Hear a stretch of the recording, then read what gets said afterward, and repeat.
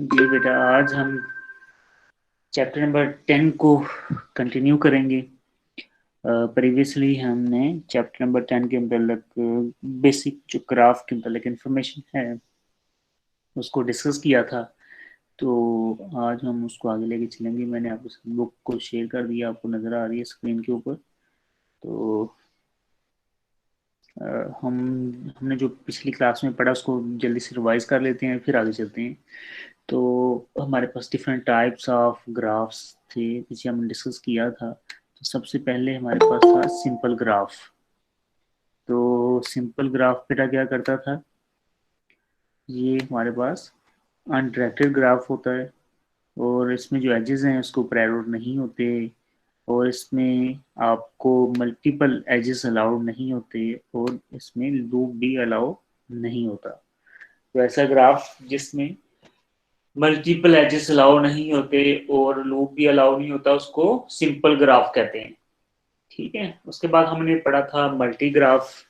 तो multigraph भी बेटा हमारे पास अनडायरेक्टेड ग्राफ है, and here also multiple edges are allowed but loops are not allowed. ठीक है, यहाँ पे क्या है, मल्टीपल एजेस आप हो सकते हैं दो वर्टेक्स के दरमियान, लेकिन लूप अलाउ नहीं है। उसके बाद हमारे पास है जी बेटा सूडोग्राफ। तो ये भी अनडायरेक्टेड ग्राफ होगा, और यहाँ पे हमें क्या है कि हम यहाँ पे मल्टीपल एजेस अलाउ कर सकते हैं, इसमें अलाउ होते हैं, और इसमें लूप भी अलाउ होते हैं। ठीक है, तो ऐसा ग्राफ जिसमें मल्टीपल एजेस अलाउ होते हैं और लूप भी अलाउ होते हैं, ऐसे ग्राफ को हम सूडोग्राफ कहते हैं। ठीक है, तो बेटा ये तीन थे बेसिकली अनडायरेक्टेड ग्राफ। उसके बाद हमारे पास डायरेक्टेड ग्राफ्स हैं। उसमें हमारे पास जो सिंपल डायरेक्टेड ग्राफ है तो वो पहले क्या होना चाहिए, डायरेक्टेड होना चाहिए, यानी कि एजेस के ऊपर एरो हो उसको बताने के लिए उसकी डायरेक्शन, और इसमें मल्टीपल एजेस अलाउ नहीं है और इसमें लूप भी अलाउ नहीं है। तो ऐसे ग्राफ को सिंपल डायरेक्टेड ग्राफ कहते हैं। और इसके बाद है डायरेक्टेड मल्टीग्राफ। तो ये डायरेक्टेड है, इसमें आपके पास मल्टीपल एजेस अलाउड हैं और लूप भी अलाउड है। ठीक है, इसके बाद हमारे पास बेटा मिक्स ग्राफ है। तो ये combination of directed and undirected graph, यानी एक ही ग्राफ के अंदर हो सकता है कुछ एजेस के ऊपर एरो की मदद से उसकी डायरेक्शन शो की गई हो और कुछ की डायरेक्शन शो ना की गई हो, और ये इसमें मल्टीपल एजेस अलाउड होते हैं और लूप भी अलाउड होते हैं। तो ऐसे ग्राफ को मिक्स ग्राफ कहते हैं। तो ये बेटा चीज़ें कुछ थी जो हमने पिछली क्लास में स्टडी की थी।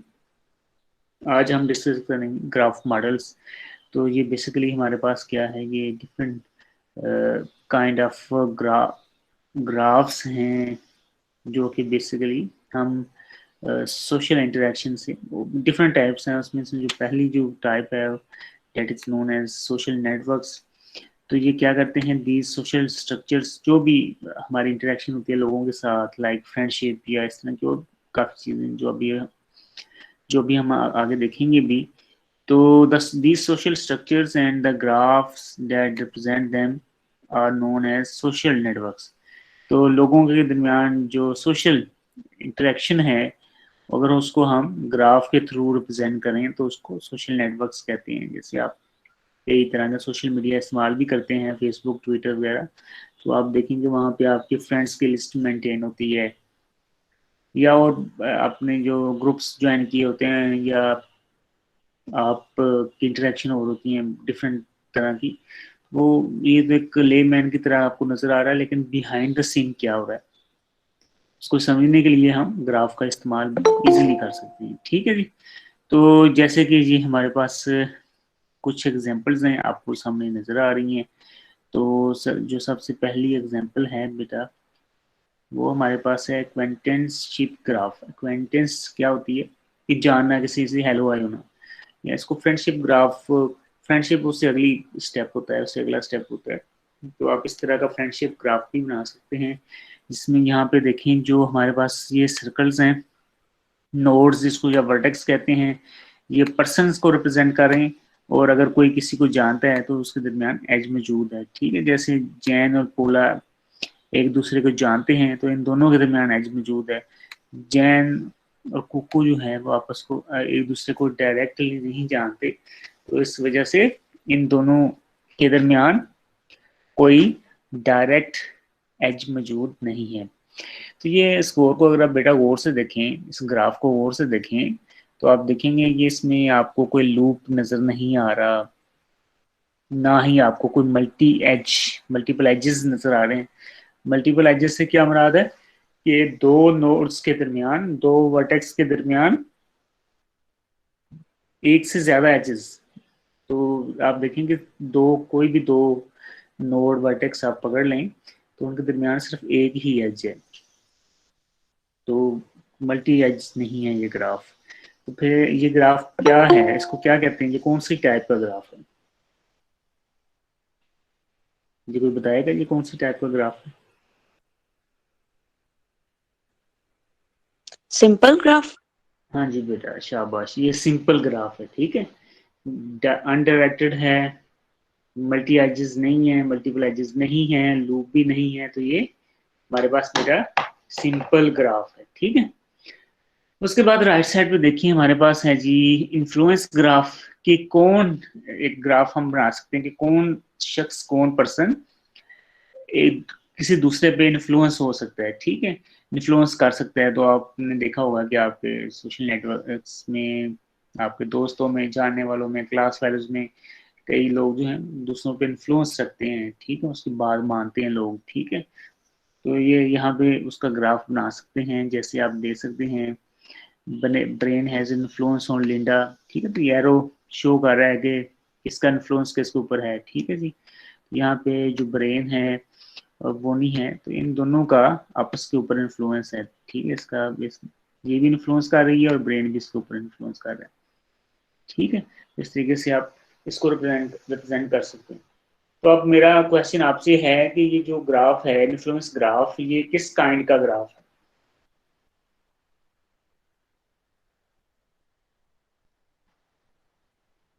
हाँ जी, इसकी क्या कौन सी किस्म बनती है बेटा, बताएं, कोई बता सकता है मुझे? Sir directed मल्टीग्राफ। हाँ जी, शाबाश, डायरेक्टेड मल्टीग्राफ। ठीक, ये डायरेक्टेड मल्टीग्राफ बनता है। अच्छा जी, अब हम और भी ग्राफ हैं, जैसे हमारे पास कोलैबोरेशन ग्राफ हम बना सकते हैं। तो ये फर्ज करें हम हॉलीवुड या कोई भी मूवी की जो इंडस्ट्री है उसके ऊपर बना सकते हैं कि कौन से एक्टर्स ने कोलैबोरेट किया है ऑन सम मूवी और सम प्रोजेक्ट। ठीक है, तो उसकी मदद से हम ग्राफ की मदद से ये चीज़ शो कर सकते हैं। ऐसे ही हमारे पास एकेडमिक कोलैबोरेशन ग्राफ भी हो सकता है, लाइक डिफरेंट प्रोफेसर, स्टूडेंट्स या रिसर्चर्स मिलके किसी एक रिसर्च प्रोजेक्ट के ऊपर काम करते हैं या किसी प्रोजेक्ट के ऊपर काम करते हैं, तो ये इसका कोलैबोरेशन का ग्राफ भी हम बना सकते हैं। ठीक है, ऐसे ही हमारे पास सेकंड कैटेगरी आ जाती है कम्युनिकेशन नेटवर्क्स की। ठीक है, तो इसमें हम कॉल ग्राफ बना सकते हैं। जैसे आप कहते हैं कि आपकी क्लास के स्टूडेंट्स ने पिछले एक साल में एक दूसरे को कितनी कॉलें की हैं, किसने किसको कितनी कॉल्स की हैं, तो हम वो कॉल ग्राफ की मदद से रिप्रेजेंट कर सकते हैं। जैसे ये आप देख सकते हैं एक कॉल ग्राफ है, तो इसमें ये जो नंबर है 732 555 1 2 3 4, और ये दूसरा नंबर है 732 555 9876। तो इनके दरमियान इंटरेक्शन आपको नजर आ रही है। तो आप देखें कि टोटल 5 एजेस हैं इन दोनों वर्टेक्स के दरमियान, और इसमें जो 3 हैं वो एक तरफ एरो के साथ रिप्रेजेंट हो रहे हैं, 2 दूसरी तरफ हैं।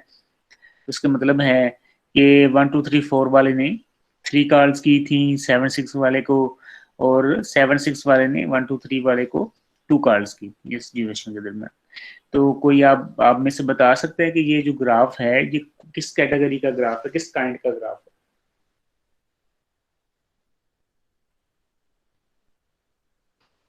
मिक्स्ड ग्राफ, फर्स्ट वाला। है? मिक्स्ड ग्राफ कैसे आपको पता चला कि ये मिक्स्ड ग्राफ है? सर जो एक जो कॉल है 73255 और आगे टेट्रा 4, उसने एक ही की हुई है और बाकी सबके मल्टीपल हैं। नहीं, मिक्स्ड ग्राफ की ये रिक्वायरमेंट तो नहीं है, मिक्स्ड ग्राफ इसे तो नहीं हम कहते। मिक्स्ड ग्राफ की जो पहचान है वो ये है कि उसके जो एजेस है ना वो डायरेक्टेड भी हो सकते हैं और अनडायरेक्टेड भी हो सकते हैं। लेकिन इस ग्राफ के अंदर आप देखें सारे एजेस जो हैं वो डायरेक्टेड हैं, सबके ऊपर एरो मौजूद है कि नहीं? Yes sir. सर फिर ये डायरेक्टेड मल्टीग्राफ होगा। हाँ जी, डायरेक्टेड मल्टीग्राफ है। तो डायरेक्टेड मल्टीग्राफ में मल्टीपल एजेस भी अलाउड होते हैं और लूप्स भी अलाउड होते हैं, ऑल्दो कि इस ग्राफ के अंदर कोई लूप नहीं है लेकिन मल्टीपल एजेस हैं, ठीक है, तो इसलिए इसको हम डायरेक्टेड मल्टीग्राफ कहते हैं। अच्छा, उसके बाद साइटेशन ग्राफ्स भी हो सकते हैं, जैसे रिसर्च पेपर्स का अगर आपको थोड़ा सा आइडिया हो तो रिसर्च पेपर्स में लोग जो हैं वो पुराने रिसर्च पेपर को साइट करते हैं, रेफर करते हैं कि ये मैंने फलां फलां से ये चीज़ें ली हैं। या पेटेंट्स हो सकते हैं। पेटेंट्स क्या होते हैं? ये बेसिकली बेटा कॉपीराइट्स, जैसे आप कह दें कि जैसे अगर आप किसी रिसर्चर ने या किसी कंपनी ने कोई नई चीज़ बनाई है तो वो उसको रजिस्टर करवा लेता है अपने नाम पे और उसको उसका पेटेंट मिल जाता है। तो उसका मतलब है कि अब वो उसके सारे जो बेनिफिट्स हैं, सारे उसके इंटेलेक्चुअल राइट्स हैं अब उस पर्सन के पास हैं, ठीक है। तो ये इसको उसको कहते हैं पेटेंट, ठीक है। तो वो जो पेटेंट फाइल करते हैं, जो क्लेम करते हैं, तो उसमें वो प्रीवियस पेटेंट्स के रेफरेंस भी देते हैं कि जी हाँ पेटेंट में ये हुआ था, हाँ में ये हुआ था। तो वहाँ पे ये साइटेशन ग्राफ बन सकता है। ऐसे ही लीगल ओपिनियंस के ऊपर बन सकता है कि अगर आप तो हैराइटी से हैं जो लॉ से हैं जिनका तल्लक, वो अगर कोई केस लड़ रहे हो, केस का कोई तैयार कर रहे हैं, तो वो रेफरेंस करते हैं, रेफर करते हैं, साइट करते हैं पिछले डिसीजंस को, पिछली बातों को कि ये उस वक्त ये हुआ था, ये हुआ था। तो उसका भी एक इसी तरीके का ग्राफ बन सकता है, ठीक है। इसके बाद सॉफ्टवेयर डिज़ाइन एप्लीकेशंस में इसकी एप्लीकेशंस हैं, इसमें मॉड्यूल डिपेंडेंसी ग्राफ्स हैं, ठीक है जी।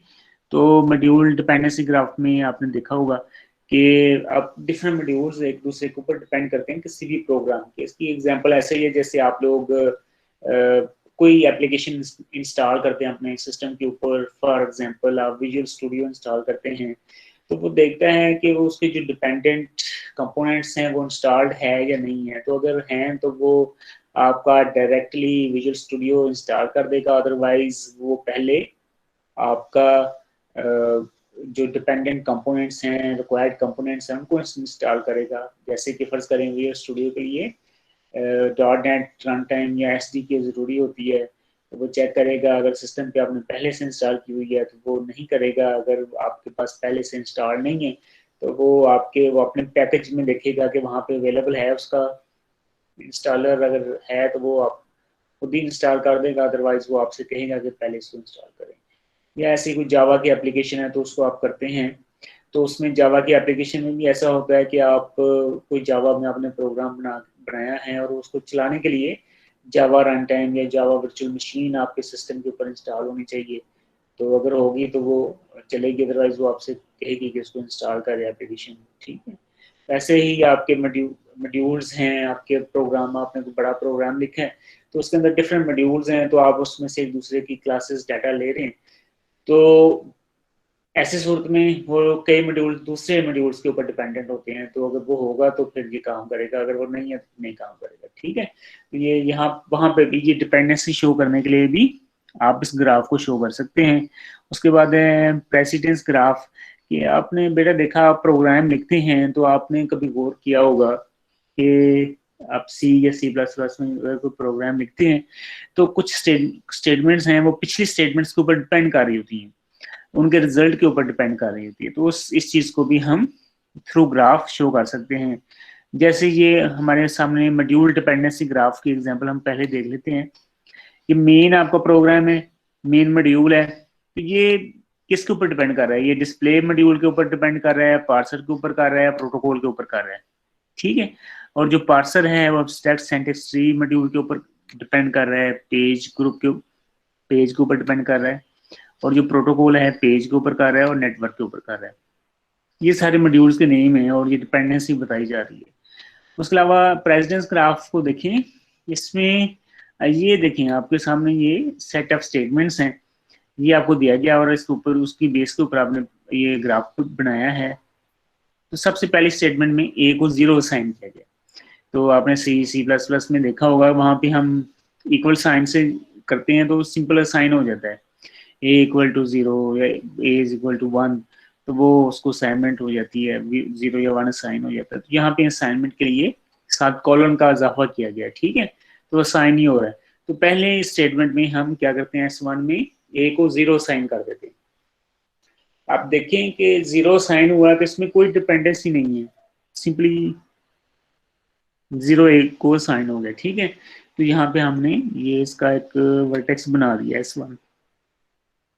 अब हमारे पास दूसरी स्टेटमेंट है b is equal to 1, B को 1 असाइन कर दी, ठीक है, तो इसमें भी कोई डिपेंडेंसी नहीं है, तो ये स्टेटमेंट नंबर S2 है, तो हमने सिंपली इसको 1 असाइन कर दिया। अब तीसरी स्टेटमेंट है c is equal to a plus 1, यानी कि अब c को a प्लस 1 की वैल्यू साइन हो जाए, यानी कि जो a में पड़ा हुआ है उसमें प्लस 1 हो और c को साइन हो जाए। तो अब देखिए c की वैल्यू के लिए अब हमारी डिपेंडेंसी किसके ऊपर आ गई है, a के ऊपर। हमें a की वैल्यू चाहिए, a की जो स्टेटमेंट है वो S1 है, तो S3 को एग्जीक्यूट करने के लिए हमें S1 चाहिए। तो यानी कि अब S3 की डिपेंडेंसी किसके ऊपर आ गई है, S1 के ऊपर। तो ये देखिए हमारे पास S3 का वर्टेक्स है और ये थ्रू एज शो कर रहा है कि ये डिपेंड करता है S1 के ऊपर, ठीक है। इसके बाद हमारे पास है स्टेटमेंट S4। इसमें हमें क्या किया, डी असाइन बी प्लस ए, यानी कि हमें डी मिलेगा जब हमारे पास बी और ए की वैल्यूज होंगी। ए की वैल्यू S1 के अंदर मौजूद है, ठीक है जी, और बी की वैल्यू S2 के अंदर मौजूद है। अब जो S4 है बेसिकली अगर देखा जाए वो S1 और S2 के ऊपर डिपेंड कर रहा है। देखेंगे हमारे पास S4 है और ये दो एरोज उसको शो कर रहे हैं, एक ये एरो जा रहा है और एक ये एरो जा रहा है, ये S1 और S2 के ऊपर डिपेंड कर रहा है S4। अब आ जाते हैं स्टेटमेंट S5 के ऊपर। ई असाइन डी प्लस 1, ई को चाहिए डी की वैल्यू, ठीक है, तो डी कहाँ पे है, डी है बेटा S4 के ऊपर, S4 के ऊपर, यानी कि जो S5 है ना वो S4 के ऊपर डिपेंड कर रहा है। लेकिन जब हम S4 पे आते हैं ना तो हमें पता चलता है कि जो S4D है ना वो B और A के ऊपर भी डिपेंड कर रहा है, यानी कि अभी हमें S2 भी चाहिए और S1 भी चाहिए, ठीक है। तो अब जो S5 है वो टोटली कितनी स्टेटमेंट्स के ऊपर डिपेंड कर रहा है, वो बेटा टोटली 3 स्टेटमेंट्स के ऊपर डिपेंड कर रहा है, S1, S2 और S4। तो ये देखिए S5 हमारे पास स्टेटमेंट है, S5 बेटा हमारे पास स्टेटमेंट है। अब ये देखें कि ये S4 के ऊपर भी डिपेंड कर रही है, S2 के ऊपर भी कर रही है और ये एरो जा रहा है S3 के S1 के ऊपर भी कर रही है। तो ये 3 डिफरेंट स्टेटमेंट्स के ऊपर डिपेंड कर रही है S5। सिमिलरली लास्ट स्टेटमेंट हमारे पास है S6। E इसको लेने के लिए हमें C चाहिए और D चाहिए। तो C कहाँ पे है जी, C है S3 के अंदर और D कहाँ पे है, तो D S4 के अंदर है, ठीक है। तो हमें S3 चाहिए, S4 चाहिए, लेकिन जो S4 है वो B और A के ऊपर डिपेंड कर रहा है। इसका मतलब हमें A भी चाहिए और B भी चाहिए। तो हमें S1 चाहिए, S2 चाहिए, S3 चाहिए, S4 चाहिए फॉर S6। S6 जो है ना वो बेसिकली S1 के ऊपर भी डिपेंड कर रही है, एरो देखिए यहाँ पे जा रहा है, S3 के ऊपर भी डिपेंड कर रही है, S2 के ऊपर भी कर रही है और S4 के ऊपर भी कर रही है। तो इस तरीके से हमने प्रेसिडेंस ग्राफ बना लिया ऑफ आवर शॉर्ट प्रोग्राम। वो S1 और S6 के दरमियान है, इसका मतलब है जो S6 है वो S1 के ऊपर डिपेंडेंट है। तो अभी हमने बात की कि यहाँ पे देखें कि S6 है वो E is equal to C plus D, उसके लिए हमें C चाहिए और D चाहिए। तो C और D कहाँ पे है, C यहाँ पे है S3 के ऊपर और D कहाँ पे है जी, S4 के ऊपर, ठीक है। अब ये जो D है ना उसके लिए B और A चाहिए हमें, तो ये B यहाँ पे है S2 के ऊपर और A S1 के ऊपर है, ठीक है। तो हमें S1 चाहिए, S2 चाहिए, S3 चाहिए, S4 चाहिए। तो ये जो S6 है ना ये 4 डिफरेंट स्टेटमेंट्स के ऊपर डिपेंड कर रहा है। वो कौन कौन सी हैं वो मैंने आपको बता दिया, S1, S2, S3 और S4। तो ये मिल रही हैं। तो ये कर्व इसलिए है कि थोड़ा सा वो सीधा जाएंगे तो वो उसके ऊपर आ जाएगा, आपको पता नहीं चलाएगा, ऐसे थोड़ा सा कर्वी है और कोई इसका मकसद नहीं। हमारे पास बायोलॉजिकली नेटवर्क्स भी हैं, प्रोटीन प्रोटीन इंटरेक्शन है, निच ओवरलैप ग्राफ इकोलॉजी है। तो यहाँ पे आप देख सकते हैं कि डिफरेंट एनिमल्स की इनहेबिटेंट्स में आप वो रह रहे हैं, तो वो कौन सी जिनका फूड सेम है, जो सेम इन्वायरमेंट में रहते हैं, श्रीयू और माउस जो है ये सेम इन्वायरमेंट में रहते हैं, और ये श्रीयू और वुड पिकर सेम में रहते हैं। और जो वुड पिकर है वो कौन से एनवायरनमेंट में साथ साथ रहते हैं, ऑप्सम और स्क्वायरल में रहते हैं। इसी तरह क्रो, स्क्वायरल, हॉग और ओल जो है वो सेम एनवायरनमेंट में रहते हैं। तो ये एनवायरनमेंट को रिप्रेजेंट करने के लिए हम ग्राफ का इस्तेमाल कर रहे हैं। ऐसे ही हमारे पास प्रोटीन प्रोटीन नेटवर्क है कि हमारी बॉडी के सेल्स के अंदर डिफरेंट प्रोटीन्स होते हैं और वो एक दूसरे के साथ इंटरेक्शन करते हैं। तो ये ग्राफ शो कर रहा है थ्रू एजेस एंड वर्टेक्स कि ये कौन सा प्रोटीन किसके साथ इंटरेक्ट करेगा। ठीक है, तो ये इसको हम ग्राफ की मदद से शो कर सकते हैं। लास्टली बेटा हमारे पास दो फेमस इसकी और applications, one is known as round robin tournament और एक है सिंगल एलिमिनेशन टूर्नामेंट।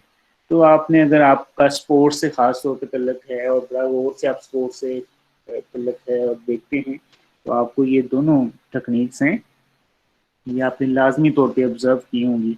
तो पहले तो मुझे बताएं कि राउंड रॉबिन का कभी नाम सुना है और ये क्या होता है?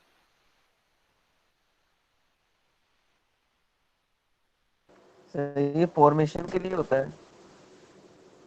कभी क्रिकेट वर्ल्ड कप में आपने देखा है कि मैचेस कैसे खेले जाएंगे, कौन किसके साथ खेलेगा, इसका कोई कभी आपने गौर किया है इस चीज के ऊपर? तो उसमें राउंड रॉबिन क्या होता है? कभी न्यूज में आपने पढ़ा होगा ये राउंड रॉबिन टेक्निक इस्तेमाल होगी। फर्ज करेंगे वर्ल्ड कप, क्रिकेट का वर्ल्ड कप था तो 2 स्टेजेस थी, एक पहली स्टेज थी एक दूसरी। पहली स्टेज में उन्होंने सारी टीमों को 4 ग्रुप्स में डिवाइड कर दिया। अब वो फर्ज करें 4 ग्रुप्स में हर टीम के अंदर, हर ग्रुप के अंदर 4 टीम्स हैं। तो उन्होंने क्या किया कि हर ग्रुप की जो 4 टीम्स हैं ना वो आपस में एक एक मैच खेलेंगी। तो ये जो चारों टीमें एक दूसरे के खिलाफ एक एक मैच खेलेंगी, इसको राउंड रॉबिन टेक्निक कहते हैं। राउंड रॉबिन टेक्निक का मतलब है जितनी एक ग्रुप में जितनी टीमें हैं वो सब अगर एक दूसरे के खिलाफ एक एक मैच खेलें तो उसको राउंड रॉबिन टेक्निक कहते हैं। ये राउंड रॉबिन जो है इसकी एक एल्गोरिथम भी है जो ऑपरेटिंग सिस्टम में आप पढ़ेंगे। वहाँ क्या होता है कि हर प्रोसेस को प्रोसेसर टाइम चाहिए होता है एग्जीक्यूशन के लिए, तो वो एक राउंड रॉबिन टेक्निक इस्तेमाल करते हैं। यानी कि हर प्रोसेसर को, हर प्रोसेस को प्रोसेसर के 10 सेकंड फर्ज करें देते हैं कि अगर हमारे पास एक प्रोसेस आ गया है उसको 10 सेकंड दिए हैं, फिर उससे उसको निकाल लिया है एग्जीक्यूशन से, उसकी जगह पे जो दूसरा प्रोसेस आ गया उसको 10 सेकंड दिए हैं, फिर तीसरा आ गया उसको 10 सेकंड दिए हैं। फर्ज कर लेते हैं कि अगर वहाँ पे सिर्फ 3 प्रोसेसेस हैं तो वो फिर दोबारा से पहले वाले की बारी आती है कि उसको 10 सेकंड दोबारा मिलेंगे, फिर दूसरे वाले को 10 सेकंड दोबारा मिलेंगे, फिर तीसरे वाले को 10 सेकंड दोबारा मिलेंगे। तो अगर फर्ज करें 3 ही है तो ये चक्कर चलता रहेगा जब तक कि वो उनमें से फिनिश नहीं हो जाता कोई प्रोसेस। ठीक है, या कोई अगर और प्रोसेस ऐड हो जाए तो ज़ाहिर है फिर वो आपकी क्यू मिला के इसी तरीके से 10-10 सेकंड के साथ एग्जीक्यूट होता रहेगा। इसको भी राउंड रॉबिन कहते हैं। खैर ये तो राउंड रॉबिन जो है ना आपको in the context of sports अगर आपको मैंने बता दिया, अगर सारी टीमें अगर एक ग्रुप में एक दूसरे के खिलाफ एक एक मैच खेलें तो वो राउंड रॉबिन टेक्निक है। जैसे कि आप देख सकते हैं टीम 5 यहाँ पे है, उसके साथ कितनी एजेस हैं? 1 2 3 4 5, 4 एजेस हैं, 5 एजेस हैं। तो इसका मतलब है ये जो बाकी 5 टीमें हैं उनके साथ इसका एक एक मैच हो रहा है। ऐसे ही किसी भी वर्टेक्स को आप उठा लें उसके 5 एजेस हैं, इसका मतलब है कि वो बाकी 5 के साथ एक एक मैच खेल रहे हैं। उसके बाद सिंगल एलिमिनेशन टूर्नामेंट है, तो इसमें भी आपने बेटा देखा होगा कई दफ़ा, खासतौर पे क्रिकेट में तो जो एडवांस स्टेज होती है, सेकंड स्टेप, जो सेकंड स्टेज होती है, ठीक है, खासतौर पे वहाँ पे ये कॉम्बिनेशन, ये जो ग्राफ है ना, ये जो शो कर रहा है, ये स्कीम शुरू हो जाती है। फर्ज करें सेमीफाइनल्स, सेमीफाइनल के मैं कह रहा हूँ क्वार्टर फाइनल से शुरू होती है, क्वार्टर फाइनल्स, सेमीफाइनल्स, फिर फाइनल्स। ठीक है, तो या कुछ और टूर्नामेंट्स हैं हो सकते हैं जैसे कि आपकी टेनिस है या फुटबॉल है।